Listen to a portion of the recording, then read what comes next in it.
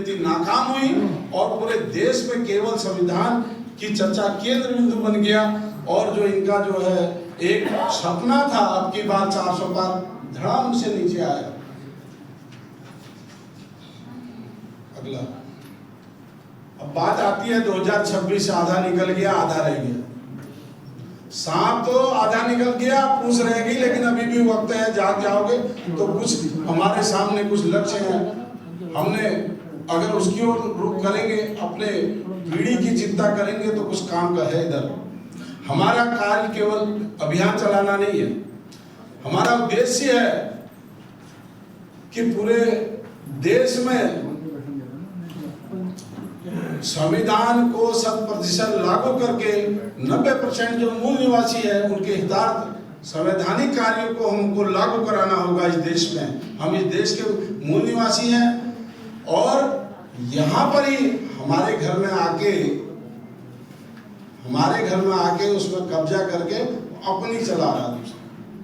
तो हमें क्या करना है, अपने देश में अपनी चलानी है। तो मतलब समता समानता के कार्य कराने हैं तो उसके लिए जवाबदेही ऐसी हमने यहाँ पर रखनी है। और जिसके लिए संविधान में निहित जो व्यवस्था है उसको ये जन जन को नहीं पता, लेकिन हमारा काम यह है जैसे जितनी बातें आज आप लोगों ने यहाँ पर सुनी जानी उसको शेयर करेंगे अगले तक। जिसको नहीं मालूम तो निश्चित रूप से कुछ ना कुछ परिवर्तन आएगा। केवल वही काम करना है कि जैसे संविधान के भाग 4, जैसे डॉक्टर साहब ने अभी बताया था, राज्य के नीति निर्देशक तत्व है जो सरकार के लिए वे नैतिक और राजनीतिक दिशा निर्देश हैं जिनका पालन करना एक लोक कल्याणकारी राज्य की स्थापना के लिए अनिवार्य है। इसीलिए बाबा साहब ने राज्य और अल्पसंख्यक, इसीलिए इसको मैंने यहाँ कोट किया है। क्यों है, इसलिए इसको रखा है ताकि आप लोग समझ लें। अगला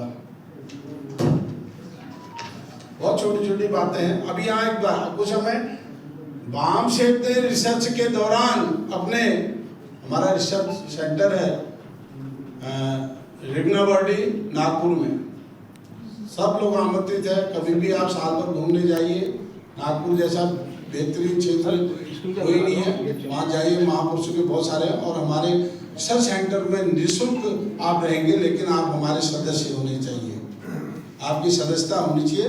वहाँ आपको रहने का कोई आपको कमरा मिलेगा, आपको जो है बिजली पानी सब मिलेगा, लेकिन आपको निःशुल्क रहेंगे। लेकिन पहले आप यहाँ के मेंबर होने चाहिए। तो ये सुविधा आपके लिए 40 कमरे हमारे पास है। वहाँ पर हमारे जो इंस्टीट्यूट है 27 एकड़ जमीन हमारे सीनियर कार्यकर्ताओं ने और हमने सबने अपना अपना वेतन लगा के या उससे अधिक दे के वो जमीन ली है और वहाँ संस्थान खड़ा किया हुआ है।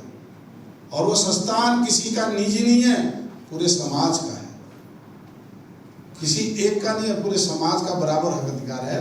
करोड़ की संपत्ति है देश के 8,71,000 व्यक्तियों के पास 8 से 9 करोड़ की संपत्ति है। 284 लोग अरबपति हैं। देश की संपत्ति का 98 लाख करोड़ का हिस्सा किनके पास है? 98, देश की पूरी संपत्ति का 98 लाख करोड़ का हिस्सा पूंजीपतियों के पास है। और भारत सरकार की आय क्या है पता है आपको? 28.37 लाख करोड़ मात्र।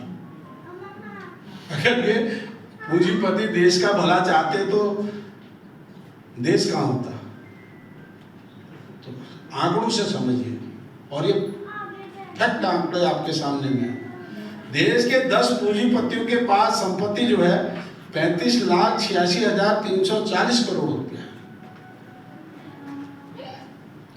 अब एक और नई बात, पिछले 2 साल के रिकॉर्ड बता रहे हैं। यहाँ वस्तु व्यापार घाटा, कहीं पर स्पेलिंग मात्राओं की गलती होगी तो फॉन्ट चेंज होने के कारण हो रही है, कुछ टाइपिंग मिस्टेक है, उस पर मत जाइए, लेकिन उसकी एक्चुअल फैक्ट को का प्रयास करना कि क्या है, कितना सही है। वस्तु व्यापार घाटा, भारत सरकार पिछले सालों में आयात ज्यादा निर्यात कम, या कुछ देशों में माल भेजा उन्होंने वापस कर दिया, ये क्वालिटी का नहीं है, वापस ले जाओ, भारत वापस है। इसका खामियाजा क्या मिला? 23.75, मतलब लगभग 24 लाख करोड़ शुद्ध घाटा। और निजी कंपनियों का मुनाफा देखो 15.79, मतलब 16 लाख करोड़ उनका शुद्ध मुनाफा है। तो देश कहाँ जाएगा? ये है निजीकरण। इसलिए हम चर्चा कर रहे हैं कि भाई जागो।